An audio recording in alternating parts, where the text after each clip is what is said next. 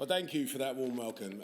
Honestly, I couldn't feel more at home, and in fact, we're not far from where I grew up in East London. And as a young man, if I'm really honest, I never thought I'd come into this building.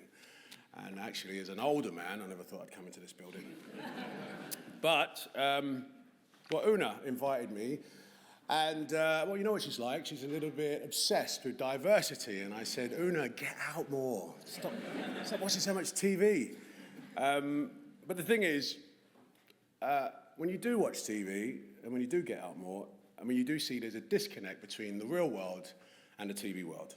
Okay, now people in the TV world aren't the same people as the people in the real world.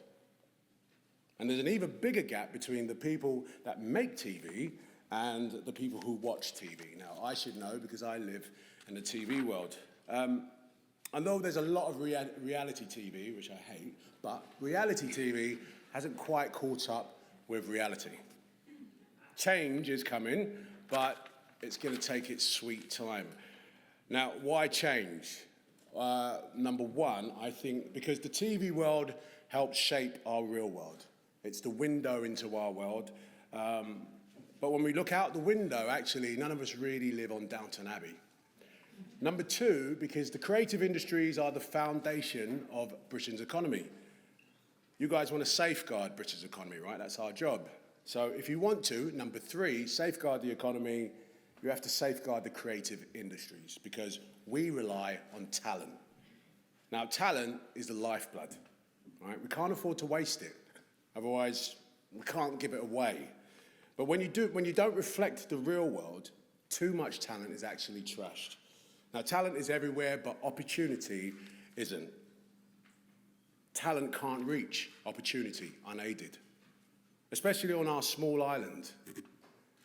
That's why Britain's talent gets exported all over the world. And we, I don't think, in my opinion, haven't done enough to nurture our diverse talent. Now, before I go on any more, and I'll tell you now, I am so nervous. But before I go any further, I'm really not here to speak about just black people on TV. I'm not here to do that. I'm here to talk about diversity, okay?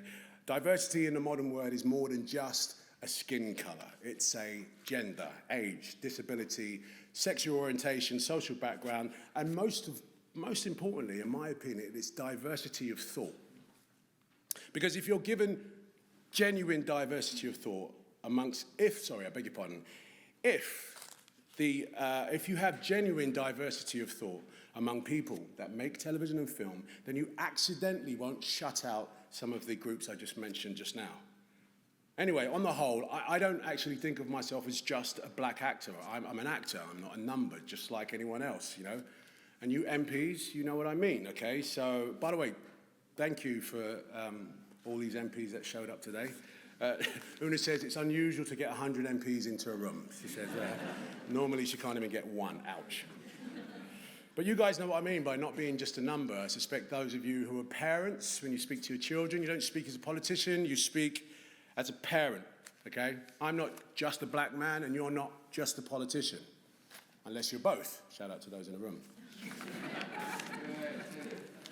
Now, none of us...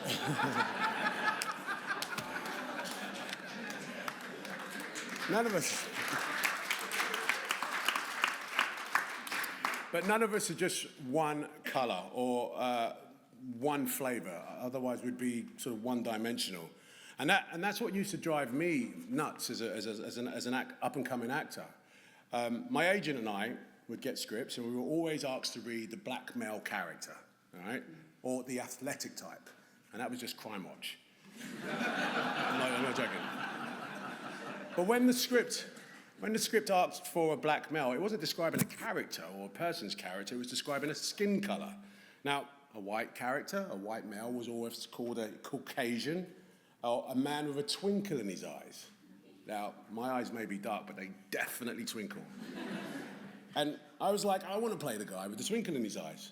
So I got to a certain point in my career where I saw the glass ceiling. I was so close to it, I was going to hit my forehead on it. But I was busy. I got lots of work. I realized that I could only play so many best friends or gang leaders, all right? I knew that I wasn't going to land a leading role. I knew there wasn't enough imagination, not yet, for the industry to be seeing me as a lead. In other words, if I wanted to star in a British drama like Luther, for example, then I'd have to go to a country like America, all right? Now, some people might say back then, look, there was no black detectives, you know? Like, how can you expect us to make a TV show about one? It's television. Sorry. And the other thing is that I didn't see myself or my culture on TV, so I literally just stopped watching it. Instead, I decided to go and become TV. Now, if I aspired to be on the levels of Denzel Washington's and the Robert De Niro's in the world, I had to reinvent myself. I had to transform the way the industry saw me. I had to climb out of that box. In other words, I didn't go to America because I couldn't get parts. I went to America because I was running out of parts. All the parts were the same. 20 years ago, 25 years ago, actually, I'm aging myself here, but 25 years ago, there was a handful of casting directors that had that vision, visionaries, I think. Doreen Jones, Priscilla John, the Hubbards, Leo Davis, Mary Selway. Now, these were people who regularly auditioned me and saw the twinkle in my eye and put me up for roles that were definitely not written for me or my type. And at which point, I'm going to add now, just because I've got the opportunity, Una, the BBC was the first broadcaster to give me my first break. And in all honesty, they have been incredible to me, not to mention our country, and not to mention the world. Just saying. Anyway. Thank you. They had the imagination. It's the same imagination that casting director Nina Gold had when she cast the film Attack the Block, all right? She searched the whole of London for raw talent, much of it diverse, and she found John Boyega, a British-born African. Nina then put Boyega up for the leading character in the latest Star Wars blockbuster. Now, since when did the lead character of Star Wars come from Peckham? I mean, but it was since a woman with imagination became the casting director. Now, it's that vision and the vision of people like Nina and those 5 original casting directors that allows me to stand here in front of you today. And that, the fact that I refuse to be pigeonholed, and I have to say, it was really hard work. But what all of this has taught me is that too often people get locked into boxes, and it's not a great place to be. Now, ask women. Okay? They'll say the same thing, or disabled people, or gay people, or any number of unrepresented groups. So today, I'm asking the TV and film industry to think outside of the box. In fact, just get out of the box, forget it. This isn't a speech about race, this is a speech about imagination, and as I said before, a speech about diversity of thought. Now, thankfully, in our country, we can say what we want. Right? But we're not as free as we think because our imaginations are still boxed in. We can't help putting people in boxes. It's practically a national pastime. The funny thing, it's not good for the people locked in the boxes, and it's definitely not good for the people who decide what goes on the box. Audiences, they don't want to see caricatures because the thing about a caricature is that you've seen it before. So I really want our incredible, and it is incredible, creative and television industry to be more imaginative of the cultural exports that we send around the world. I mean, we have an amazing record. Let's think about Britain's place in history for a second. For half a millennia, we shaped the world. Winston Churchill said he could save the British Empire from anything except the British. Like all great men, he had his flaws, all right? He wasn't too hot on gender equality. The women MPs in the room will know what he said to the first women MP, that having her in Parliament was as embarrassing as if she walked into the men's toilets. Some of Churchill's attitudes were stupid, plain. But he truly was a visionary when he said, the empires of the future are the empires of the mind. Now, before I leave the empires, I just want to say that I was honoured just the other day to receive and become an officer of the British Empire. And the exact title is, and I read it out for you, Officer of the Most Excellent Order of the British Empire. Snappy. Now, of course, the word empire is laden with meaning, especially to the son of a Ghanaian mother and a Sierra Leonean father. Right? The irony isn't lost on me. The British Empire has brought great progress to some, and others great suffering. But history isn't always neat and tidy. The sums don't always add up. But what's for true is that our empire gave birth to the multicultural miracle that is the modern Britain. And for that, I am absolutely grateful. Okay, so back to empires of the mind. That's my theme. So how can we change our mindset? How can we be more imaginative and to make our creative industries more successful? How can Britain influence and embrace diversity and be more tolerant? When you look at the news today, I mean, absolutely nothing could be more important. But because we do better than most countries, then it doesn't mean that we have nothing else to learn. So let's look at the lesson of the Olympics. What did we learn? We learned that if you invest in sports, you win gold. That our country is a nation of volunteers. That disabled sports can be as more, if not more thrilling than non-disabled sports. And that VIPs can make their way to Newham, even if they do have their own bus lane. We came third in the medal table on our own soil. What an achievement. But make no mistake, we could get more gold, okay? Here are two incredible facts, that 50% of all British medal winners went to private school. Yet, only 7% of all British kids go to private school. Now, how many more Mo Farrows did we miss? How many Jessica Ennises will never be discovered? Let's think about what could have been achieved if we fished the fish for talent consistently amongst the other 93% of British kids. And that's what we should be doing in all industries, including television and film. Be more consistent about looking for talent everywhere. Even so, when Mo Farrow is wrapped in a British flag, Somalian-born, raised in Newham, and when the entire British nation cheers on him fanatically, the world intuitively learns more about diversity and tolerance from us. We show the world that Britain actually does want to think outside the box. That's how we change from an empire of raw materials and military might to a cultural empire, exporting talent and creativity. We don't steal gold anymore, we win it. From hard power to soft power. And in terms of soft power, nothing is more important than our media. That's the truth. Only one other country in the world influences what people watch more than us. Any guesses? You know. In terms of real estate on this earth, we are a small island, but in terms of culture, we are a continent. The Britain I come from is the most successful, diverse, multicultural country on the earth. But here's my point. You wouldn't know it if you turned on the TV. So many of our creative decision makers share the same background. They decide which stories get told and which stories and how Britain is viewed, beg your pardon. Even to ourselves, especially to ourselves. Furthermore, how Britain is viewed on the world stage should concern all of us. It's all our business. And that's why everyone should care about the media industry. It's the custodian of our global identity.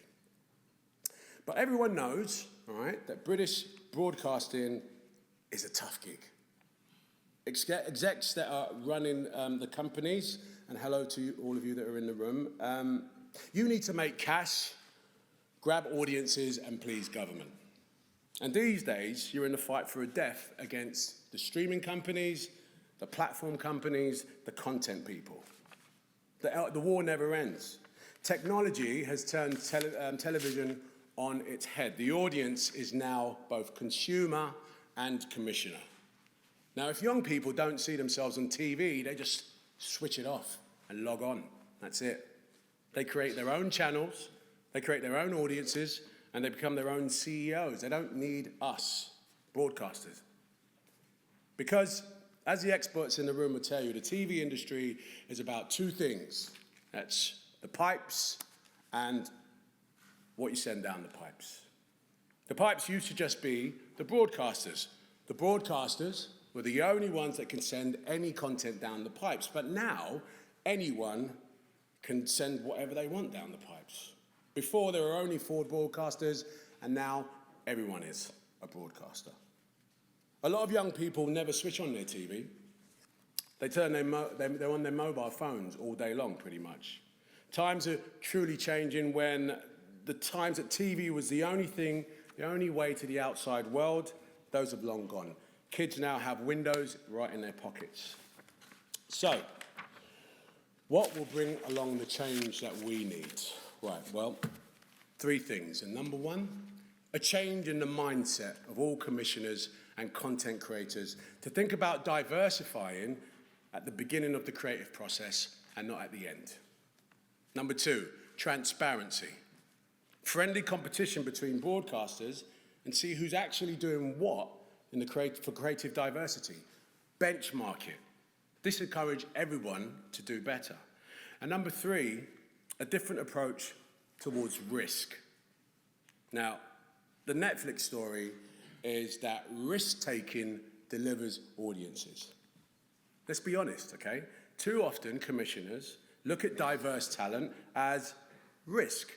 Black actors in a leading role is seen as a commercial risk. Women directors are seen as a commercial risk. And disabled directors are never ever seen.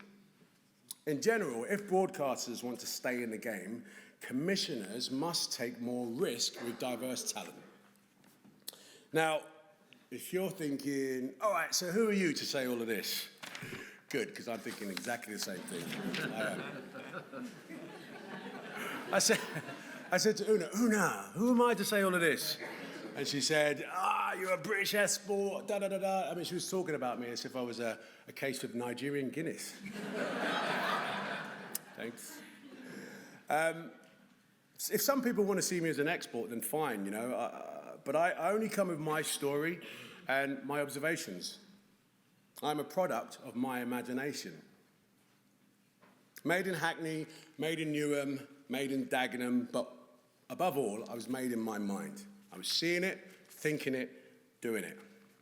I used to fit tyres in Forest Gate, and now I make films in Hollywood. And the difference between those 2 lives is opportunity. By the way, I got my tyre fitting job through the youth training scheme, the old YTS scheme. Do you remember that in the 80s? But before that, for a while, I went to a disabled school because I had severe asthma. I finally got my first break in the creative industries from the Prince's Trust. Yes, good old Prince Charles came in there. Well done, mate. And he helped me break into theatre and then television. The Prince's Trust subsidised one of my first jobs with the National Youth Music Theatre. They gave me 1,500 quid because, you know, my parents didn't have enough money. And there were hardly any black kids because none of us could afford it. And although back then I didn't get to meet Prince Charles, we had one thing in common. We both fell into the same line of work as our parents did. It's true. My dad worked in a car factory, and so before I could get any work as an actor, I ended up doing night shifts at Dagenham. In fact, Ford Dagenham had more opportunity and diversity than the TV industry I was trying to break into. True. And without the Prince's Trust, I probably wouldn't have made it, because there are so many invisible chains that hold you back. Now, historically, in Britain, you never escaped. If you started at the bottom of the heap, the likelihood is that you died at the bottom of the heap. But things started to change in this very building. In this building, where every monarch has been crowned since 1066. Now, before I go any further, I want to tell you now my history is and all that. A long time after I left school, someone explained to me what the Magna Carta was. Now, for people in your industry, Magna Carta is the basis of modern democracy. And for people in the music industry, It is an album by Jay-Z. So Magna Carta was a peace treaty between the kings and the barons. Shout out to the barons in the room. The idea was... The idea,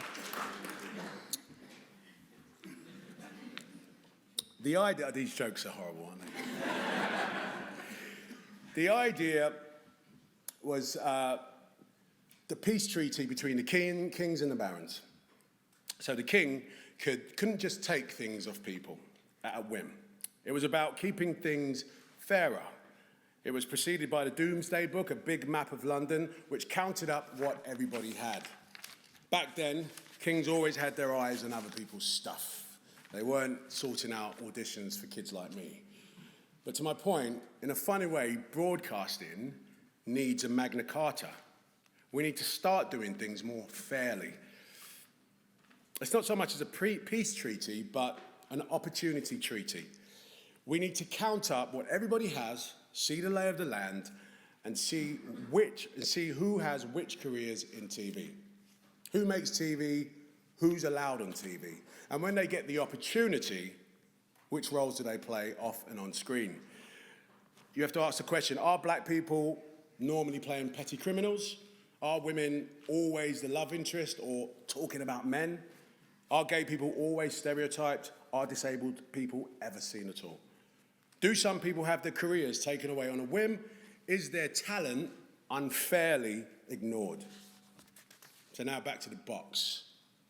Back to stereotyping. Take gender stereotyping. Girls love boys, girls love dolls.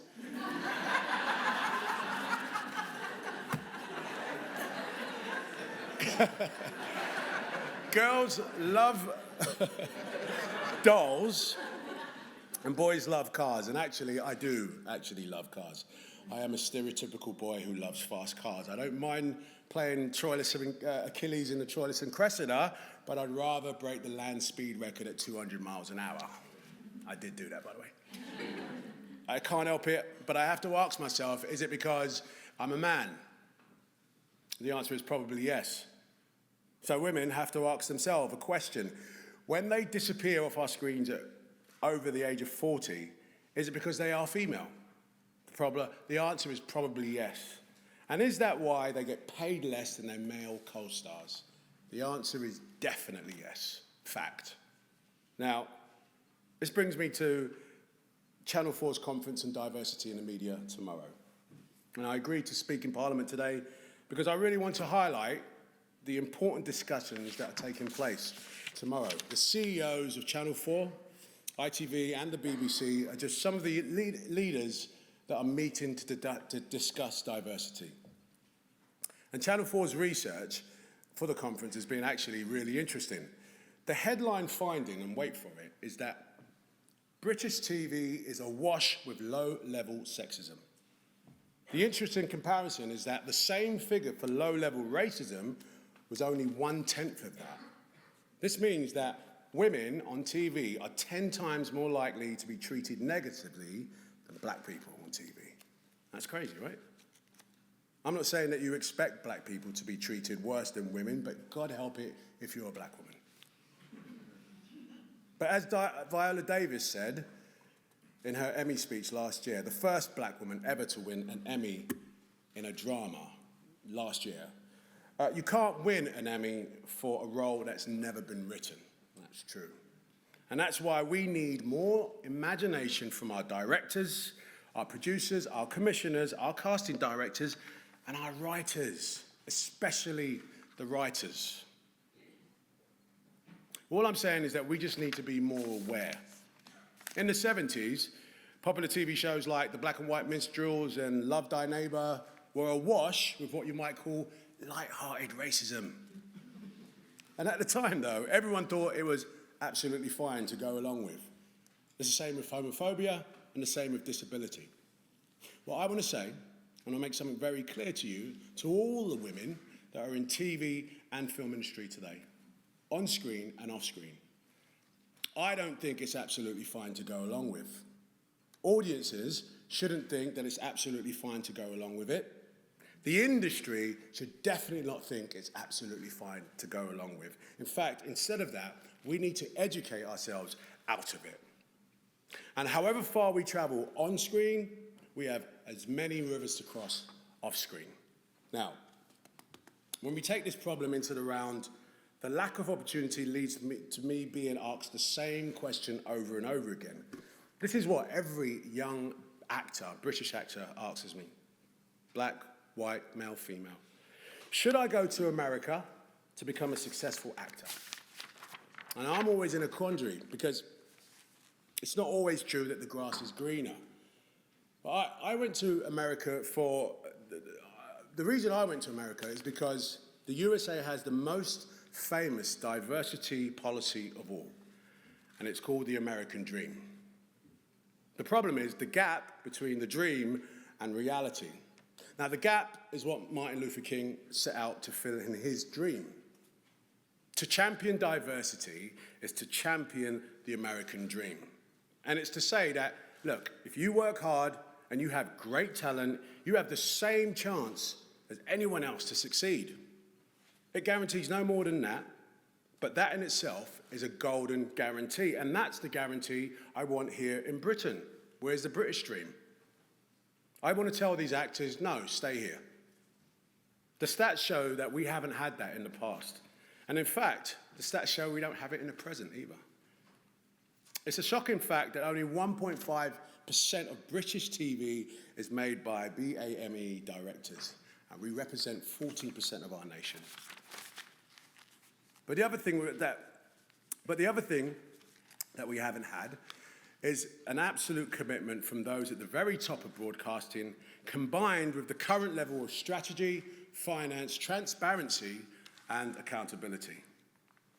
This is the new system that they've put into place, working together to create the diversity network. Yes, we are trying to turn a tanker, but the tanker is actually turning. And we have so much to learn from, we have so many great people to learn from. For example, Kelly Lee, who's here from Disney ABC, who has done so much to change the face of American TV. Now, Kelly made sure that one of the most powerful people in TV got their break. That is Shonda Rhimes. And those of you who haven't heard of her, you should have, because she made Grey's Anatomy and Scandal. Rhonda isn't just the only black woman on American TV to have her own night with 3 hit shows back-to-back in one evening, but Shonda is the only person to ever have done that. She's done what no one else has ever done before, and that's partly thanks to Kelly. And Kelly has a diverse casting initiative, which is responsible for a lot of the talent that we've seen, the diverse talent that we've seen on screen in America. So it's great news that we are trying to do something similar here in the UK. And now, for the last time, I promise you, let's get back to cars, okay? Now, I was surprised to hear that the car industry and the steel industry combined don't bring in as much cash as the creative industries. So let's make our creative industries get all the talent this country has to offer, all right? Whether the talent has just walked out of Oxbridge or off the shop floor. Whether the talent, In conclusion, I normally learn all this stuff, but I'm just reading it. I'm sweating. In conclusion, really, let's have a Magna Carta moment in British broadcasting. Let's make things fairer. Let's see who's got what and what opportunity. Luckily, we do have just a thing, and it's called Project Diamond. Now, for the first time, we'll have hard data across the TV industry and seeing who's doing what, where, and when. We should take the guesswork out of it now. Our broadcasting industry will be the first in the world to have hard data about the groups that are locked inside boxes. It shows us what broadcasters' diversity policies actually work.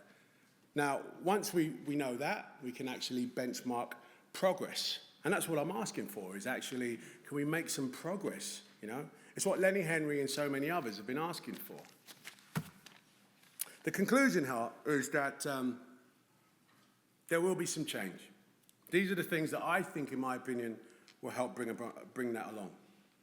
Being more imaginative in everything that we do, fishing for talent in more consistently across the groups and not just the same groups, implementing transparent systems and benchmarks so to what broadcasters actually do, understanding risk and re-evaluating what is called commercial risk, implementing dozens of targeted policies like those that you've heard at the beginning of this meeting. Now, if you're really interested, and I really hope that you are interested, then why don't you make Channel 4's diversity charter some of your bedtime reading? Just Google it, all right? It will keep you up longer than you think. Check out what really the BBC, Sky, ITV, amongst others, are doing about diversity. So my message today is, let's just get more professional about this whole area. Our economy, as I said before, depends on it. Our future actually depends on it. Nelson Mandela said, anything difficult always seems impossible until it's done.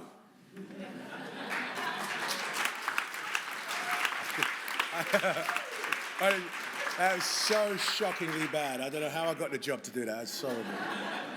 But look, the good news is we're not trying to put a man on the moon. We're trying to redesign the face and character of British television.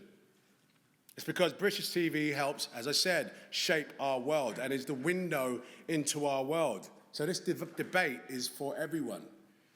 Now, I'll leave you with this thought. And I don't want to cause any spoilers here, but the new Star Wars film, isn't it amazing that the princess ends up being the general? No, seriously, princess being the general. That's incredible. All I'm asking for is some real imagination, untold stories, the road less traveled. Let's think outside the box. In fact, let's smash the box. Oh, fuck it, forget the box.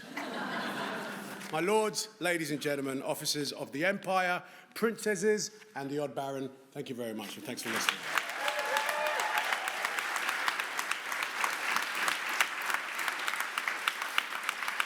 Thank you.